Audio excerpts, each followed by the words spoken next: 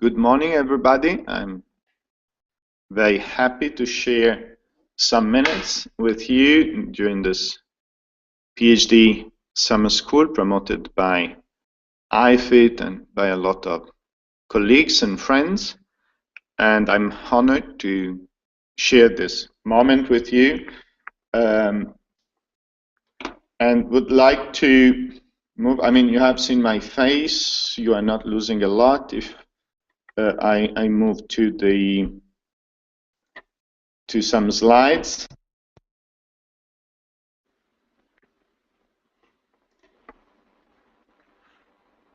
Yeah. So my presentation is titled "Doing a PhD in eTourism: Opportunities, Challenges, and Responsibilities." So these are the three areas of concern, of interest, of excitement I would love to briefly present and discuss with you. First of all, I would like to share with you a very personal, deep emotion I have. First, because I mean it's the first time I can participate in an IFITT PhD summer school as IFITT President. But today is a very, I mean, it's not an ordinary day for me because it's the first time in my life I'm going to discuss two PhD theses presented and defended by two of my collaborators. So in a single day, I have now this conversation with you, and starting from noon, I will have the discussion and defense of Saya Vannini, and then immediately after, I mean, after a light lunch, that of Francesca Fan. So it's really, I mean, something highly emotional to have two persons I've worked with for the last 4 to 5 years, because with both Saya and Francesca I worked also before they started their PhD studies, and reaching this very great moment of discussing and defending and presenting their thesis. And by the way, they are presenting two very different theses. Francesca is presenting a monograph, while Saya is presenting 3 journal articles plus around 100 pages binder to present and frame such articles.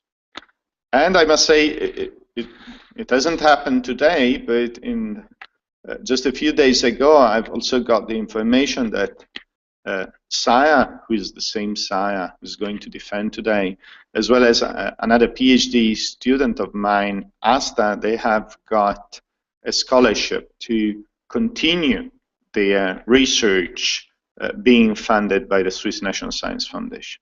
And again, as a professor who believes that supervising, supporting PhD candidates is one of the most important activities I can do, I would love to share this personal situation. So, and something really extraordinary, having the possibility of sharing some thoughts with you. So let's start with back to the basics. So what does that mean, doing a PhD, or what is it, a PhD? As you know, it comes from Latin, Philosophiae Doctor, and doctor comes from doceo or doceo, if you prefer, which means teaching. And basically, is a person who has been taught as much as possible. So, as a PhD candidate, and then as someone who has become doctor, in your field, no one can teach you. Of course, to reach that end, you have to study a lot, and you you need to study something which is so fine-grained, so small, that nobody else in the world has studied the level you have studied it. So becoming a person with a PhD, you must become the most knowledgeable person in that topic, I mean, in the area covered by your research. Doing so, you need to consider two major aspects. One is that by doing so, I mean, you becoming so knowledgeable in a field, it means that you are helping also others to better understand reality. And that's really important. So while becoming more expert yourself, you are becoming also better able to help others to know, or to better operate, or to better manage, or to better anyway understand their world, and maybe also to somehow change it for the best. And a second element which is so important is to make sure that the topic, the object, the field you are studying is so important, not only for you, not only to get a piece of paper end of your studies, but is the same important for other experts. So I mean, other people like today, I mean, I have the two committees composed by 3 people each. 2 of them are coming from different universities around the planet. And I believe it's also important that what we study in our PhD is also important for the community at large. So it's not only something we within the academia believe it's important, but it should be somehow, at least somehow, relevant also for other people outside of the academia. Let's start with the opportunities. So what are the opportunities nowadays for someone like you interested in doing a PhD research in this field? The first one is connect what I was mentioning a few seconds ago, is that there are clear needs at the societal level. I mean, the tourism and hospitality industry, policy makers, every person who travels, who has been and who is or is going to become a tourist, understands that using digital technologies is so important. So in that sense, usually it's not that difficult to convince other people, to communicate with other people saying, you know what, I'm doing something which is interesting. So it's not only something which interests me, but it's something you might be interested in, something you might have read a newspaper article on it. You might have had an experience, I mean, of the smartphones. Many people, at least in the countries, in many countries, have in their pockets. Second, again, it's really, let's say, on the bleeding edge of research and academic interest. I mean, studying how information communication technologies do affect, or are affected, if you like, even, do affect the experience of travelers, do affect the way destinations or hospitality and tourist players do manage their business. This is for sure an emerging trend. And for me, for instance, I mean, my background, my field is communication. It's very, and what we used to call computer-mediated communication, let's call it online communication. It's very clear for everybody that tourism is one of the most important fields of application. So a place where digital technologies have played the role of game changers. I mean, the way we behave 20 years ago in this field and the way we experience and people do business in now are so different. So no doubt that we are studying a very emerging trend. And it's cool. It might be even sexy to study digital technologies in tourism. So this is an opportunity. I mean, people are interested. Usually it's not at all difficult to find people willing to pay for your expertise, for your knowledge, willing to support research, willing to implement your ideas, etc. So when it comes to opportunities, I mean, there are so many opportunities around, so many excitement about what we are doing. When it comes to challenges, I mean, there are a lot of challenges. And I would like to touch some of them closely connected with the field of doing a PhD. I can also mention that I've been directing 4 PhD schools in the last years, so I had the chance to discuss this issue with many people and to experience it very directly. So when it comes to the topic, finding a topic, maybe some of you are very advanced in the research, so you are very comfortable with your topic and confident that you have found the right one. But others, maybe you are experiencing something which usually happens to PhD candidates after some months. So starting to think, maybe I'm fully, I mean, I've gone astray, I'm fully out of topic, or should I completely change the topic of my research? So here what's clear is that in order to become the most knowledgeable person on the planet, you need to have quite a narrow and small topic. Otherwise, I mean, it won't be possible for you to become the most important, I mean, the most knowledgeable person. But on the other side, we need to make sure that we avoid as much as possible hyperization or, I mean, going even farther in selecting something which is truly only yours, but in the end, no one is interested in it. There's no societal interest for it, and also the academic environment, the academic community doesn't perceive it as being something substantial. So finding, striking the right balance between having a topic which is relevant, which is important, which is worth 3 years of your life, and at the same time something which is not too big, and so you can manage and you can make sure that you know almost everything about it.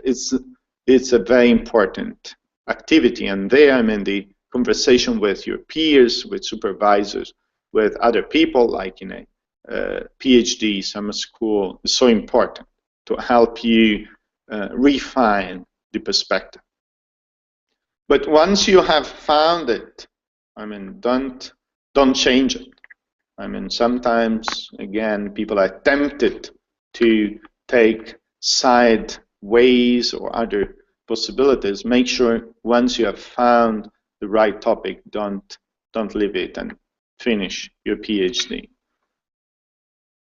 The thesis itself, I mean, if you think, I mean, as I mentioned before, also for the 2 theses which are being going to be discussed today here in Lugano, that you might have very different models for your thesis in your universities or in your institutions. But in the end, I mean, if you think of the thesis as being a Moloch, I mean, a single huge object to be produced, it might be a really scaring object. So it's really important that you make it more manageable. So you subdivide the major goal, which is, okay, I need to write a thesis, to defend it, and to be awarded a PhD, into more manageable activities or tasks or events. And One of them being participating and attending to IFITT summer schools to enter, maybe. And a very relevant moment is submitting papers and articles to peer review. So to make sure that you constantly get feedback from others, and you can sort of divide the major goal into something which can be communicated through a single paper, a single article. And make sure, I mean, to write takes a lot of time, and so people sometimes tend to underestimate the need of having not only a lot of time, but a lot of, let's say, consecutive time. So it's not a matter of writing 5 minutes and then doing something else. So make sure you allocate enough writing and thinking time. Being a PhD candidate, it's not just a matter of doing something, but is first of all a matter of being somebody. And it's really important that, I mean, in our personal experience, the best period in which we have learned the most is the period in our infancy, where basically we have slept a lot and we have played a lot. So make sure that you don't enter a vicious circle of being tired, feeling exhausted and needing to finish in a few days, but make sure you are relaxed enough to have good ideas. Usually if you are stressed, you won't have good ideas, and again, a summer school is perfect to make sure that you don't lose focus, but at the same time you are free to think and you are relaxed to have very good creative and innovative ideas. Have deadlines as well. Consider, I mean, we have recently published the deadlines for all the presentation formats for Enter 2015. Make sure you read them and you meet them, submitting great papers to our next conference, which, by the way, will be held here in Lugano in next February 2015. Doing a PhD is not a Lone Ranger activity, even if, I mean, it's a lot of work done by the single candidate, but still is a highly collaborative activity, and one of the people who is formally, I mean, institutionally supposed to help you, is supposed to be a resource for you, is the supervisor, or depending on the different models, are the supervisors. And it's really important that you use them, use us in a sense, as resources for you. First of all, make sure you listen to them. They might be not that nice sometimes, or at least you might perceive them as not being that nice, but make sure you consider their perspective, their point of view. In the end, the thesis is yours. I mean, it's not theirs, but consider their feedback, consider their suggestions, their advices. Make sure you agree on steps. That's really important. So make sure that you make it manageable also in terms of having deadlines for the writing, the preparation of the PhD thesis. And make sure that they, or he or her, work for you. I mean, I'm pretty sure your supervisors will be able to make sure that you work, and this is my goal, and I'm pretty good at it. But I mean, you need to yourself to make sure that they work for you. Okay, so be demanding also in front of your supervisors. So they should be demanding when it comes to you, but you should be at the same time demanding, and you need to make sure that they pay attention, they are focused on your topic, on you, on your progresses, and they help you finalizing your work. You have also colleagues and sometimes even friends. Here in Switzerland, we say, dear colleagues and nonetheless friends. Make sure you have discussions with them.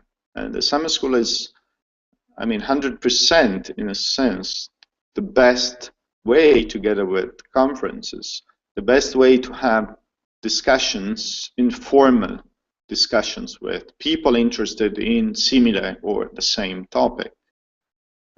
Make sure you help them. Okay, I believe sometimes we are stressing too much competition within the academia, which is fine. In the end, we need to recruit very, very, very smart people.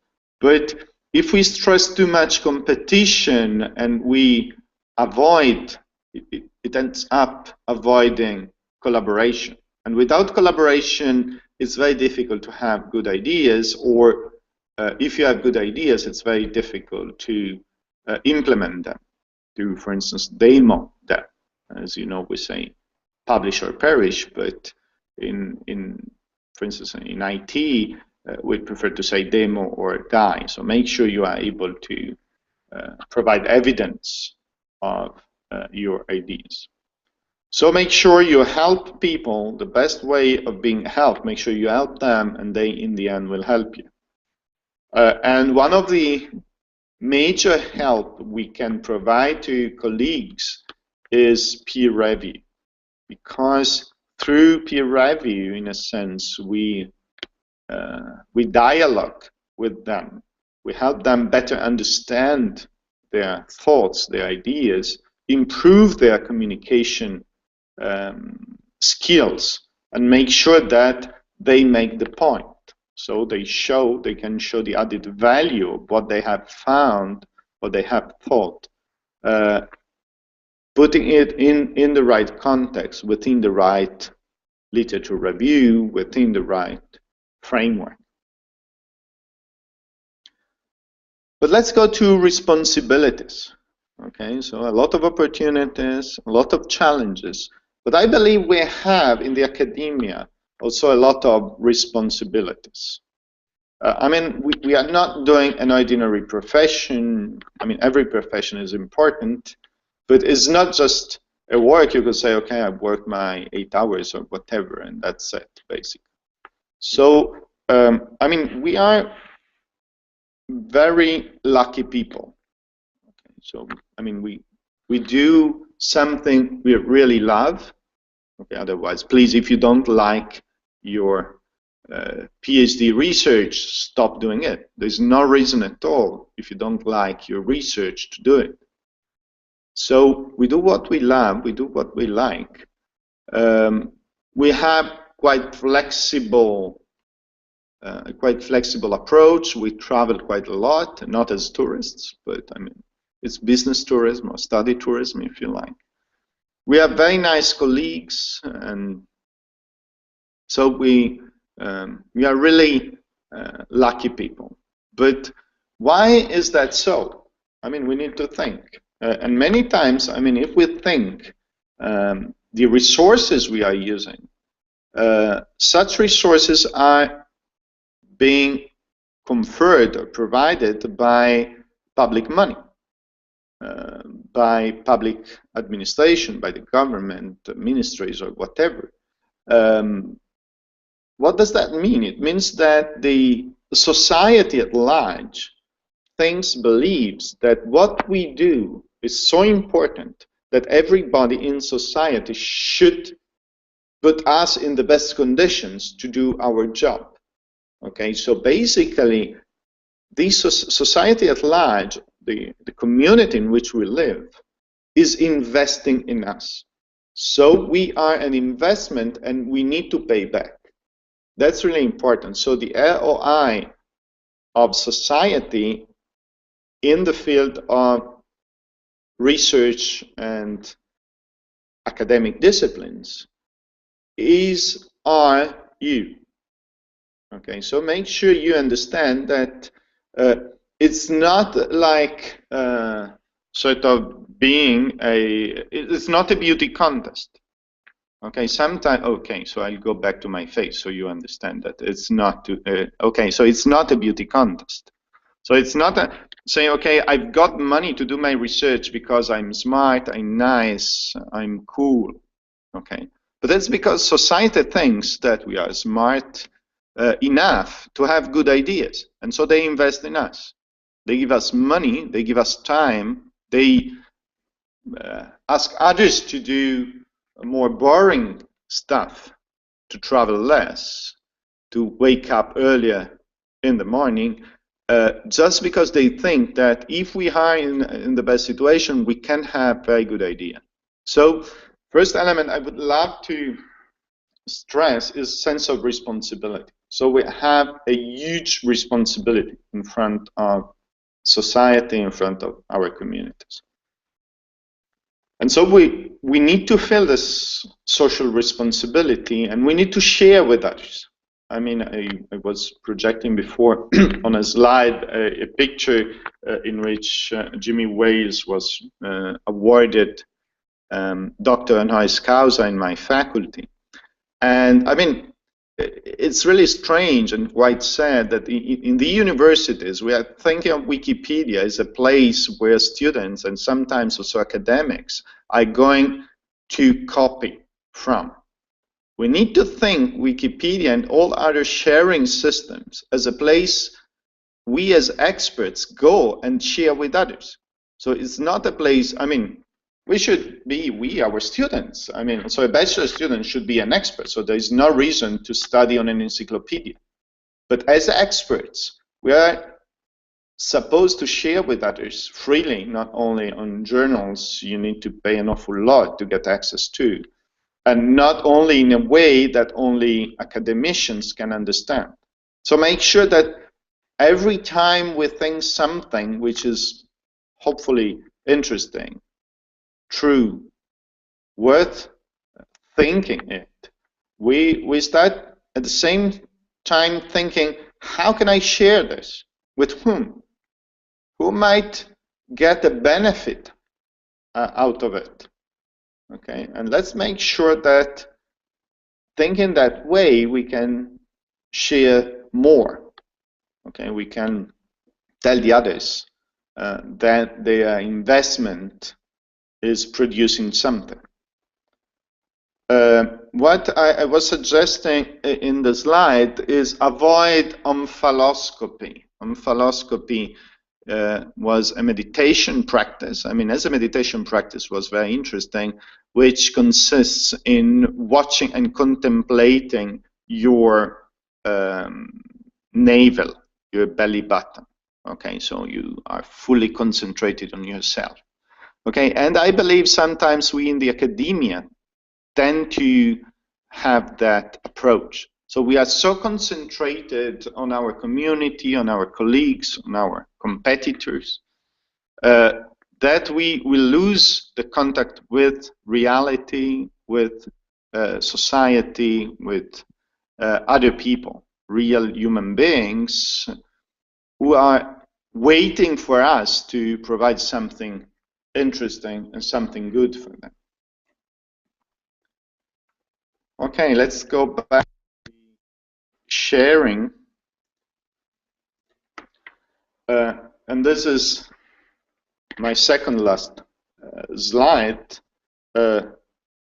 Just do it and finish your PhD. Make sure you finish it. Okay. So as you can see from this image, another meaning of the acronym PhD is Pizza Hut Delivery. Okay, and if you need to deliver a pizza, you need to make sure that when it arrives is not too cold. Okay, otherwise, I mean, it's not tasty and no one will be interested in it. Okay, so make sure you deliver something which is fresh, and there is no need in thinking that your life should be the life of a PhD candidate. Okay, so it's just a period of life, a very important, relevant period of your life, but I mean, there is a life after it. Okay, a full life after it, and make sure that you don't forget it. You don't postpone or put off the discussion too many times or too much. So, are you fit for eTourism? I fit. Make sure that you use us as IFITT members, as IFITT International Federation for IT and travel and tourism the best way. So make sure that we can help you, we can provide added value within our mission and within our vision, as you can read from the presentation. I want to thank all the people who have made it possible. Okay, Yuko, Anastasia, Alessandro, Barbara, and everybody else, all the presenters, and in particular Dimitrios, because without all of them, I mean, the possibility of running a very successful PhD summer school wasn't there. So thanks to them, all of us are now sharing some ideas. And hopefully some of my points might be useful or might provide useful in the future for you. So thank you so much for your attention and enjoy the school. I'm happy to have a discussion, but so far I wasn't able to hear